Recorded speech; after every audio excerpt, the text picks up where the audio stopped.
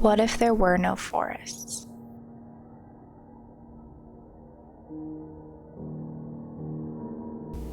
What if forests were actually minuscule versions of what trees on Earth used to be?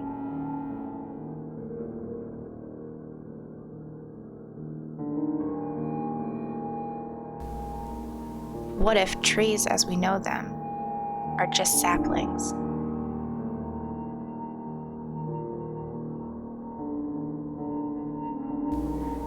What if mesas aren't actually landforms, but behemoth petrified ancient tree stumps?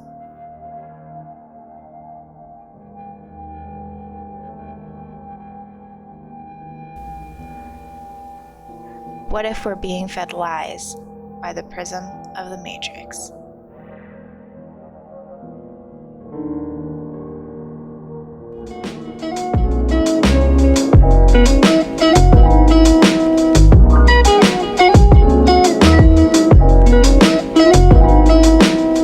I need to sit back here. Oh. We are testing. I think I need a different background that's not brown. Hello there. My name's Alisha. I hope you're having a fabulous day. If you're here from my Instagram or from my first video, thanks for joining me again. I really appreciate it. I promise this week's video is going to be more interesting. And if you're new, welcome. This one's going to be a bit of a wild ride if you haven't heard of this theory before. I immediately got sucked into it when I was researching it, and here we are. It's a theory that's been thriving in the Flat Earth Society since about 2017, and so basically the theory goes like this. Our trees aren't trees. They are saplings. Existing formations such as Devil's Tower, Giant's Causeway are actually remains of the trees that used to exist. It also means that rocks aren't real, mountains aren't mountains. Same with volcanoes. They're actually just remains, such as broken trees or tree stumps. It's pushed as far as machinery debris left over from a gargantuan fire or nuclear war, which we'll get into that a little bit later. So, my notes are insane. It's like pages. So as you can see, we have a lot to unpack. So I'm going to try to keep it really short and sweet, and we'll get right into it. I'm using a brand new shadow palette today from e.l.f. I'm so excited. Fun fact, but bit of a disclaimer. I'm not an expert. I'm coming at it at a skeptical side just because I believe the earth is round, but so we're keeping an open mind. This is not intended to be negative, just a very interesting theory that I got sucked into and I wanted to talk about. So, yeah. Okay, so we're gonna start with the prism of the matrix. This plays a pretty large part in the theology behind the theory. It's not mentioned so much, but it's just something to keep in mind. So the prism of the matrix basically insinuates that we see things how the matrix wants us to, and our perception of the world is through the prism of habit and experience, essentially meaning that our perception is distorted based on our different walks of life. So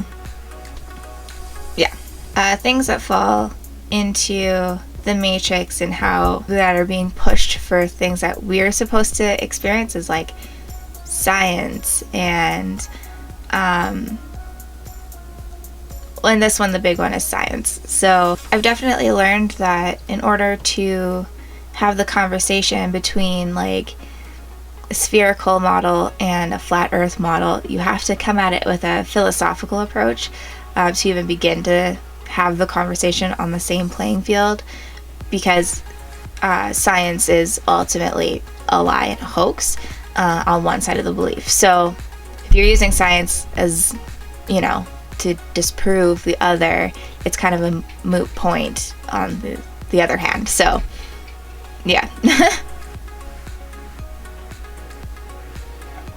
I realize I'm gonna look ridiculous for like 90% of these videos, but it's just gonna have to be a thing, I guess. Anyway, I want you to think of a fairy forest with trees of unimaginable heights and widths everywhere, just all over the forest floor, housing tucked in at the roots, just magical and mystical. Well, this theory suggests that this existed at one point, and that these types of trees actually were on Earth. Now, as it stands today, we do have some pretty big trees. There's trees known as Sakio-i-dai, or more commonly known as redwoods. They are today's largest trees in the world. Furthermore, there is a specific branch called the giant sequoia. Now, the largest tree in the world is a giant sequoia. It is located in where? The Sequoia National Park in California, being preserved along with the rest of the sequoias and the redwoods in that forest. There used to be redwoods and giant sequoias that were just like, were huge. And we have like photographic evidence of these trees from lumberjacks. Unfortunately, we don't have many left in the world, and the ones that we do are needing to be preserved. We've been not very nice to the sequoias. But yeah, anyway, so we do have big trees. That's the point. So here's where the argument lies. Look like a child trying to do their makeup. This is a great example of trust the process. Okay. So photos started circulating back in 2017 on Reddit, comparing stumps to various rock formations around the world. Looks a little suspicious, right? This is where this theory really took fire, because there's no denying their similarities. But there's one in particular that really caught my eye, and that's Devil's Tower. So that's what we're going to talk about. So as we know and understand, Devil's Tower is a mesa that is over 200 million years old and was formed by a volcanic eruption. As it stands, it's been decided that the Devil's Tower is an eroded remnant of a laccolith, which is it's a large mushroom-shaped, massive igneous rock. It intrudes between the layers as sedimentary rock, but doesn't match. So that's the closest thing that they've come to figuring out how Devil's Tower got there and how it was formed. Yeah. I feel like it can't be taken seriously like this.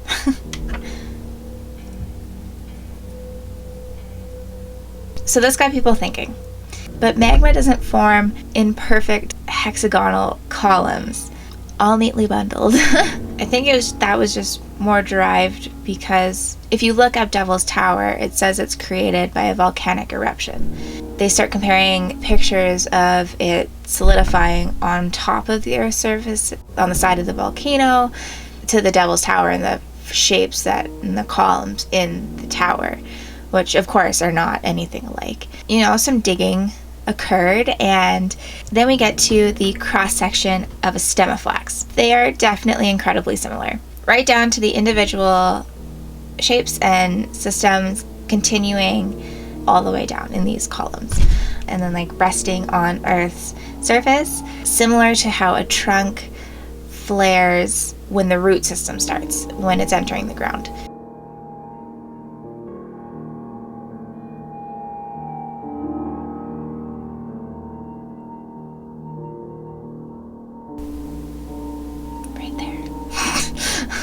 So if we're caught up in the theory right now, Devil's Tower has a diameter of 305 meters at the base.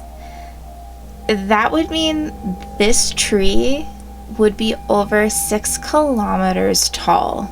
Let's break that down. If you were walking at a pace of like 12 and a half minutes per kilometer, you'd be walking up this tree for 75 minutes. Approximately 20,000 feet. So.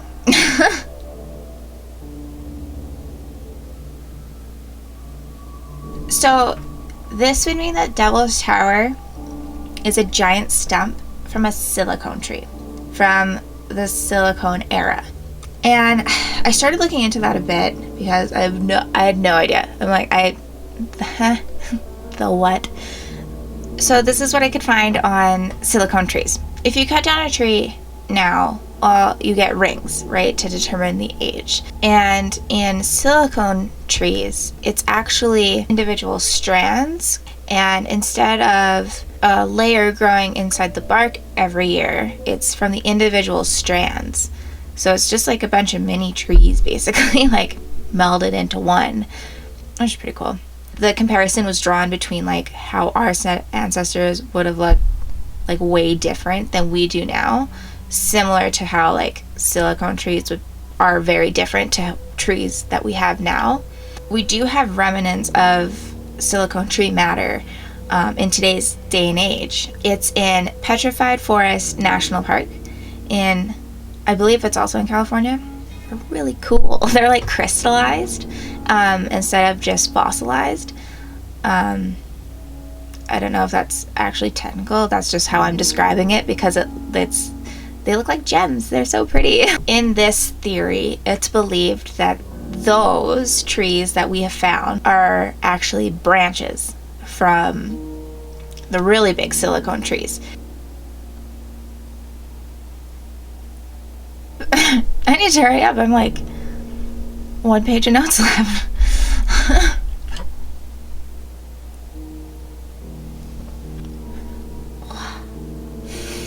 According to the individuals who've written pieces on this theory, the petrified trees that we see, so they're branches, but they're staged because they're not near any of the large rock formations that look like the stumps.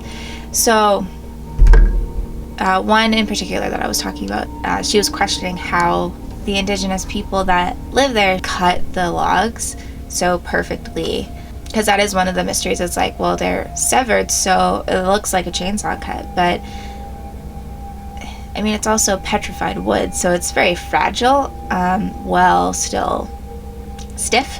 So I think it's very easy that it would just, snap and crack pretty perfectly. So I'm not sure.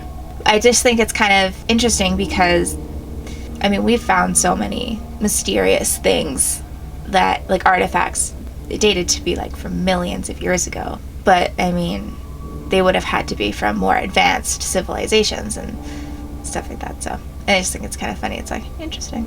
But also, yeah. Now, you're probably wondering, well, like, what happened then? If this is the case, what happened? Well, let me tell you. Nuclear war, apparently. Or some kind of grand disaster. But apparently there were machines that were big enough to cut down these behemoth trees before the nuclear war. You think the cuttlefish is big? Think again. Man, I was looking up pictures of the cuttlefish, and that thing is scary. Like, terrifyingly big.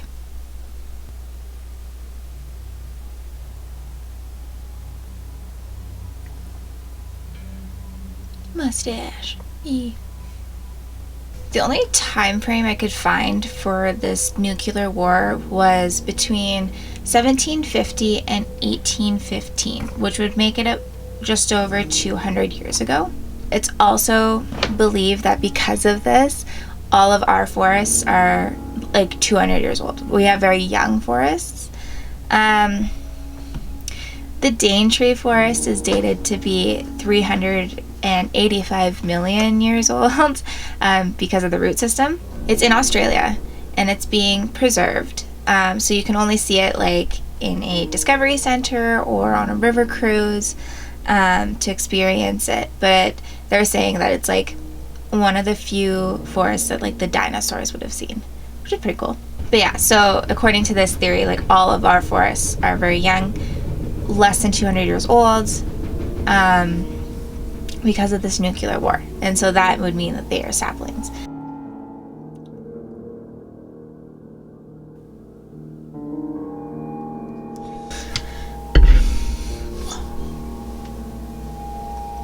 If you think about it though, that would explain a lot of some of the like mysterious discoveries we've made. Like the Caso artifact, the nuclear reactor that's supposedly 1.8 million years old, like Turkish gold gilding. Also that bell that they found that was like encased in coal. Wild. But yeah, if there was a nuclear war, that would explain a lot. Because that would mean, the theory is that obviously with these gargantuan machines, that there was advanced civilization before that happened. So, yeah. I'm just saying. Oh. I am wearing a necklace, so this will have to come off.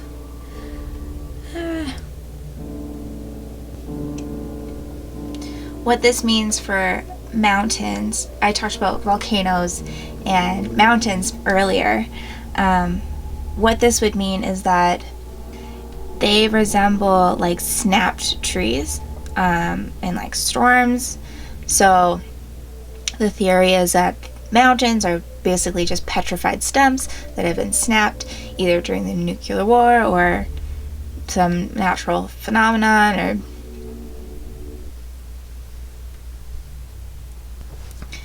and volcanoes, it's actually like the debris left over from the machines disintegrating, I guess. And if you drop dirt in a singular spot, it starts to create a cone. That's basically the logic behind it. And with the volcano, there's leftover chemicals and toxins in the debris that will, get agitated and cause an eruption. And, volcano. So, we're gonna try this again.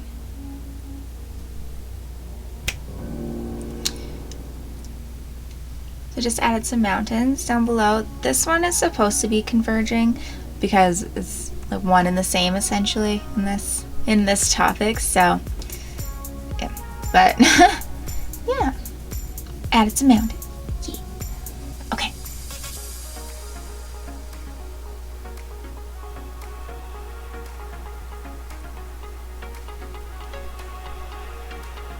So my takeaway from it is I think it's a very interesting concept. I would love to imagine a world where we had 6 kilometer tall trees. Snoops.com says it's miscaptioned, so I guess we'll never know. But this is a theory I just thought was really interesting. I wanted to share with you guys. I do have to admit though, this theory did really resonate with me. Not in the sense that it swayed my opinion by any means, but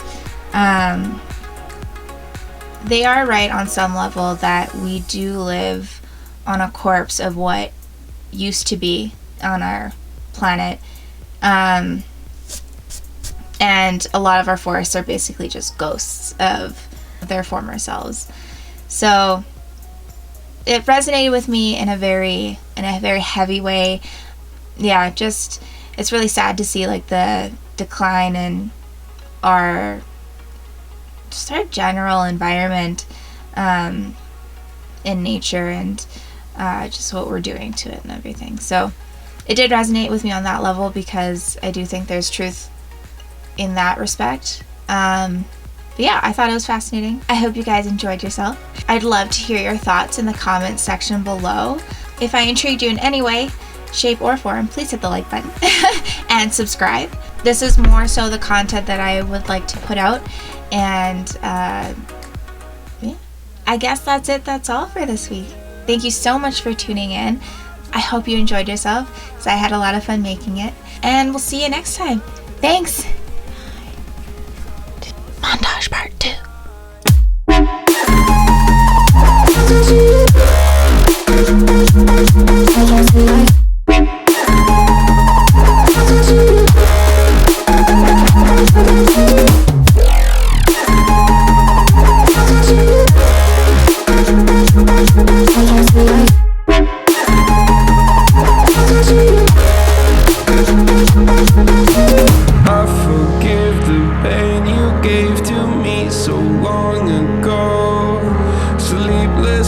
I laid awake just begging to let go.